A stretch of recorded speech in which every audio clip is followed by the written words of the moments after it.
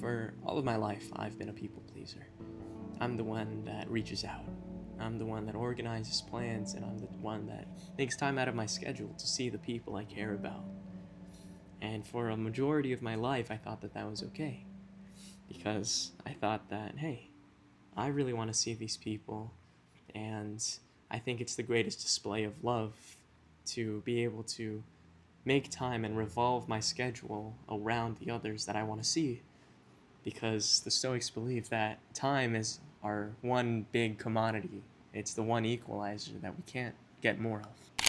I think I just live my life with so much intention, trying to make meaning of my life. And I share my love with the people around me. I've had the thoughts of what comes after we die, and I was kept up at night wondering what we were put on Earth for. Although, like everyone else, I hadn't come up with a concrete answer. But I did realize that life is way too short to not give everything I can. There's this reference that I keep seeing pop up around my social media pages saying that Icarus laughed as he fell, for he knew to fall is to once have soared. For those who don't get the reference, it's an interpretation of the Greek myth of Icarus, who flew too close to the sun, melting his wings made of feathers and wax to escape captivity, falling to his death. It's actually the tattoo I have on my arm, even though people always think it's a fallen angel. It's actually that entire story. Either way, I spent so much of my life giving and giving because there's so much I want to give. And even if I get hurt, I can't regret loving someone who didn't want to return it. But recently, I realize it's been causing me so much pain, and the results have only been building up over time, and it's slowly destroying me.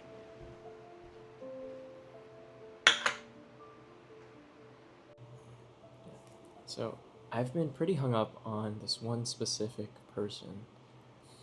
I wouldn't say that our relationship was perfect because every relationship has its ups and downs, but it was pretty dang good. We would spend time talking, we would spend hours at the park, we would go out to eat, try new food, a lot of food, oh my gosh. Or sometimes we would just sit in our cars and talk, and it was great.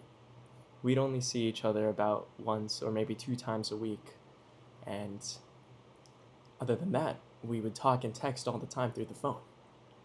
I thought it was perfect. But I guess it wasn't all sunshine and rainbows on the other end.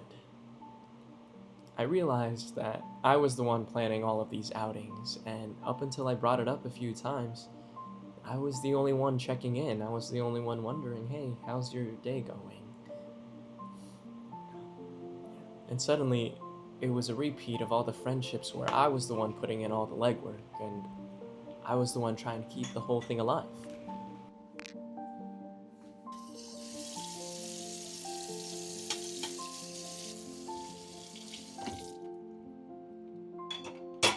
So one of my previous friends told me that the reason why I always ask them out and they never ask me out is because I'm just so much more free. And so I should plan everything because my schedule's always open and they're always busy. And that felt like a real kick in the balls because at the time the semester was still on, so I had schoolwork and I had classes as a full-time student, and then I also worked a job on top of that. And I also had to maintain my numerous other social networks and social relationships. And yet, I'm glad that from the outside it appeared that my schedule was constantly free, and that I was always available to hang out. When in reality, it's because I moved things around and I shifted my schedule to make it work. I did all of these things because I knew that you were a priority in my life, and that I would make myself available in order to see you. Whereas this friend only made it so that they saw me when it was easy, when they weren't busy, when it was convenient for them. And so it led up to an argument where they said, you know what? You can only hang out with me on Tuesdays, because that's the day that I'm free. So wow, there we go. Suddenly, their schedule is available and they're free because it's on their time. So I would have to move everything out of my way on those Tuesdays if I wanted to see them, because that's the only day that works for them. And so yeah, it's just a lot of pushing myself, bending myself over backwards for people who wouldn't spare the same thought and make the same priority of me that I would for them. And it's just such a one-sidedness that I had to get over. My most recent partner said to me, yeah, communication is a two-way street, but what happens if I don't want to communicate with you? And that definitely killed me, because it kind of smashed my entire perspective of what it means to give. I can give, and I can give so much. But really, this person told me right to my face that they don't want to reciprocate that they don't want to give like I do. And so how do you argue with that? How do you respond to that? It's almost as if you're filling into a cracked cup. I'm filling into something and I'm pouring my entire heart out for someone who doesn't want it. And so they gave me the whole I'm trying to protect you spiel, and I don't want to hurt you spiel. And that's the rationale for breaking up with me. And I think it's so twisted in a sense, because I'm sure it came from a place of good intention, and yet the product was the same. I'm left alone. I'm left trying to pick up the pieces and trying to answer the question of why you left me and why you're trying to protect me, and I'm still broken and alone in the end.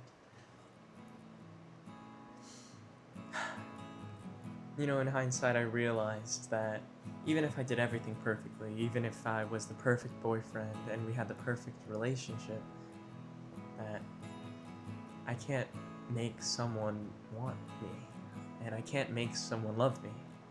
And if they don't want what I'm offering, then I can't control that. I really thought that our relationship was perfect. This was the person that I wanted to see myself with when we grew up, when we were older.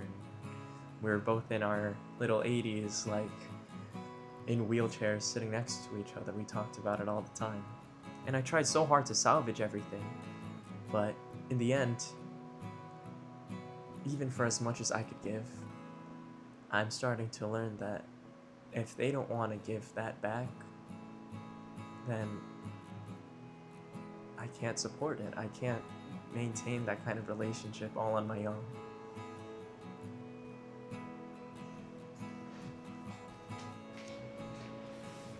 I recently checked in with one of my exes, just asking if they got a position that they were looking forward to getting when we were still together. I got a response 15 hours later. It's better than ghosting, right? Or is it worse?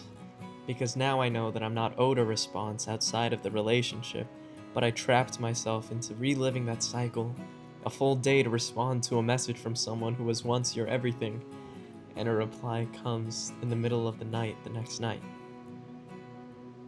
I was in his life when it was convenient, and who knows, maybe he's out there healing too, or maybe he's out there avoiding the issues in someone else's arms, or maybe there's no reason for him to heal at all, because it was all one-sided.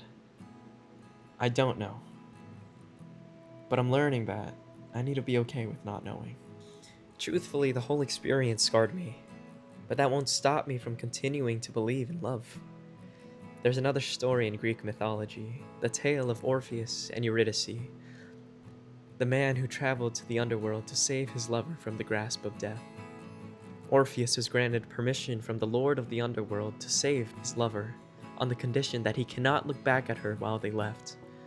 But in the end, he still did. To love someone is to turn around, to look back at the memories, the fondness, and to know that you still care about the people that don't want to be in your life anymore.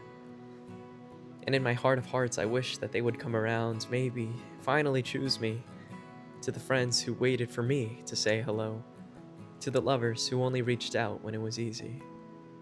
But here, in this reality, all I can do is look Because I have to stop myself from chasing someone who wouldn't turn around to look for me. Because you can't maintain a relationship by yourself.